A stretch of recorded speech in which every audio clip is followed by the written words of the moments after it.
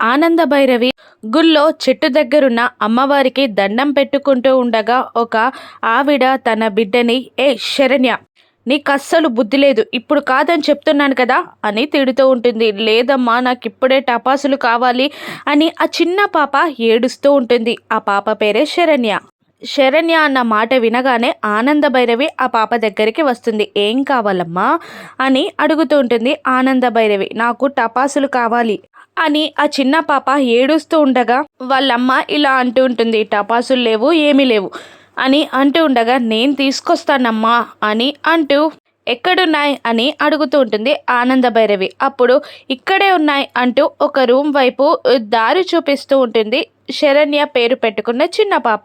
ఇక ఆ రూమ్లోకి వెళ్తుంది. ఆ రూమ్ నిండా టపాసులే ఉంటాయి.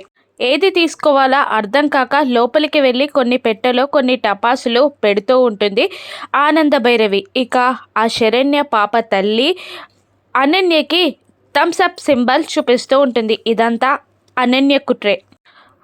ఆనంద భైరవి ఆ టపాసులు ఉన్న రూమ్లోకి వెళ్ళగానే ఆ అమ్మ ఆ రూమ్ డోర్కి గడియ పెట్టేస్తుంది.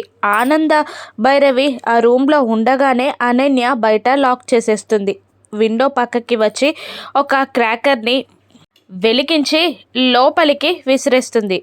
ఆనంద భైరవి తనకి కావలసిన టపాసులని తీసుకొని బయటికి వస్తున్న టైంలో ఒక్కసారిగా పేలుళ్ళు మొదలవుతాయి. ఇక అది గమనించిన ఆనంద భైరవి భయంతో వణుకుతూ ఉంటుంది. మరోవైపు శరణ్యని మనోజ్ కిడ్నాప్ చేస్తాడు. పక్కనున్న రౌడీ కూడా దీన్ని ఇక్కడితో చంపేస్తే మనకి డబల్ ధమాకా అని అంటూ ఉండగా మనోజ్ కత్తితో శరణ్యని పొడవబోతూ ఉంటాడు. ఇక శరణ్యని ఆనంద భైరవిని కాపాడేది ఎవరో రాను ఎపిసోడ్స్లో చూద్దాం. Thank you for watching.